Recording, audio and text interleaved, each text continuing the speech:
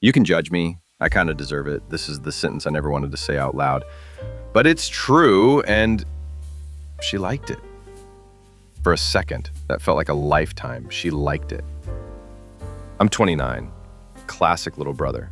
My big brother, call him Ethan, has always been the golden child. Varsity everything, med school, the guy with jumper cables and soup. I was the one who fixed the Wi-Fi and made people laugh when dinner went awkward. When Ethan brought Maya to a 4th of July barbecue, she came in wearing this ridiculous bucket hat, stole cherries off the fruit tray, and told me I looked like I was losing a custody battle with the hot dog buns. I laughed too hard, and I knew, trouble. They were perfect in that way people toast to. He was solid, she was sunlight. They got married. I cried at the wedding, but it was the safe kind of crying. The kind you can dab up with a napkin and move on.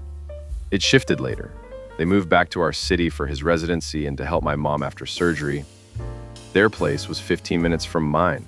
I started showing up to help, hang a mirror, shovel the steps, fix a hinge. We built a harmless routine. I told myself it was harmless. He was constantly on call. She made hot chocolate like a sport. We'd sit on the stairs while I thawed out, and she'd rant about her boss's midnight emails that start quick thought like a threat. I unloaded about clients who want one more revision. We laughed. We kept each other warm. It felt nice. Two things can be true. I never planned this, and I also didn't stop it. One night in the deepest winter, their heat died. I brought a space heater. We were in 3 sweaters each, breath fogging in the room, that weird silence of a cold house. Just our breathing and the tick of a tired clock. She said out of nowhere, "Why are you nice to me?" I joked about hot chocolate.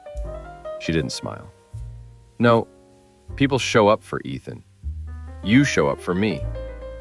My heart climbed up my throat and knocked from the inside. Don't move. Don't say anything. Don't ruin this. I moved anyway, closer to check the window. My hand brushed hers. She didn't pull away. Tiny contact, big fire. I went home and stood under the shower like it could erase feelings. It didn't. Fast forward, my mom's surgery. We turned into a little army. Shifts, paperwork, soup rotations. Ethan was a machine. Maya was sunshine and checklists. I was there. In the kitchen one night, backs touching, eating leftovers with plastic forks, she said, "You're good with your mom. You notice the small stuff. I don't know if Ethan notices people anymore. He notices problems." I said the only thing I could. "He loves you." She nodded. "I know." Then she reached for my hand and squeezed once. Morse code. "I'm here. Are you?" I squeezed back. A door opened and closed at the same time. The confession didn't arrive with lightning. It was a Friday. Ethan had planned a weekend away and canceled because life. Maya texted me a picture of a packed bag and a rain check on romance. I should have sent a thumbs up and thrown my phone across the room. Instead, I said, "Come over. I'm making terrible pasta." We ate overcooked spaghetti. We watched a movie we didn't watch. I ranted about a client. She laughed with her whole face. I said I hated feeling like a placeholder in my own life. She looked at me. "You're not a placeholder." I don't know what flipped. I just heard myself say, "I'm in love with you." "Go ahead. Yell at me." I would too. It came out like a cough. I couldn't stuff it back in. She didn't slap me. Didn't even flinch. She stared at the frozen scene on the TV and whispered, "I know." My lungs forgot their job. "You know?"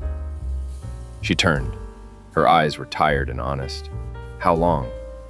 "Since the bucket hat," I said, because apparently I can't stop being the clown even when confessing sins. She laughed, a tiny, real laugh. And then we kissed. Not a wild kiss, not a mistake you blame on wine. A yes that had been waiting in both of us. It lasted maybe 5 seconds, 10. She stopped it. Hands on my chest, not pushing, just stopping. "We can't," she said. "We can't. Not like this." It's the "not like this" that haunts me. Not a no, a wrong yes. She left. I sat on the floor until morning with a cold mug like it would give me instructions. It didn't. Fallout looks like normal if you squint. The next day, she texted, "We crossed a line. It can't happen again. Please don't tell Ethan. I'm going to try counseling. With him." Then silence. Family group chat kept buzzing. My mom's progress videos. My dad's weird recipes. Ethan and Scrubs texting, still hot with fire emojis like a dork. I replied to everything.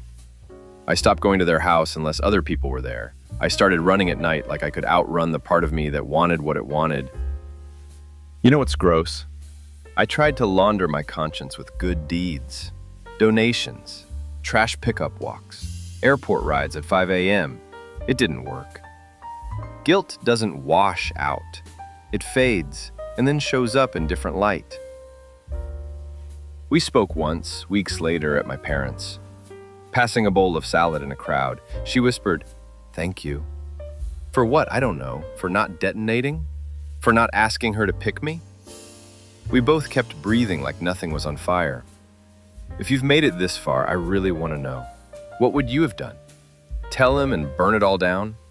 Stay silent and let the guilt do the burning? Is there even a right answer here, or just degrees of wrong? I still think about that kiss every day. Not as a fantasy, as a scar I press to check if it still hurts. Ethan sent a photo from a hike. Him and Maya, cheeks red, her hand hooked into his jacket. Counseling is hard. We're trying. I stared too long. I wanted their trying to win. I also wanted other things. Both truths live in me like bad roommates. By the way, if you're still listening, maybe hit that like button so I know I didn't whisper this into a void. And yeah, the algorithm likes it too. What I've learned: boundaries aren't heroic. They're boring and heavy and they don't make great stories. But they keep you from becoming your worst self. I learned I'm not immune to wanting what isn't mine. I learned I can stop even if I stop late. Love isn't proof you're good. Sometimes it's proof you're dangerous. Would I do it again? I want to say a clean no. The truth is, I'd try harder never to be in that room. That's as honest as I can be. Last week, I got a letter. Real paper. No return address. Her handwriting, tidy, deliberate. Inside was one line. I liked it. I'm choosing him. Please, choose you. And a napkin doodle of a bucket hat. I sat on my stoop and laughed and cried at the same time. Of course she liked it. That was the problem. There was a door. We both closed it. I fell in love with my brother's wife. She liked it. And we didn't make it our life. We made it a secret that I'm finally letting out so it stops owning me. Seriously, leave a comment. I still don't know if I did the right thing. Maybe there isn't right here. Just the least damaging version of hard. That's it. That's the confession.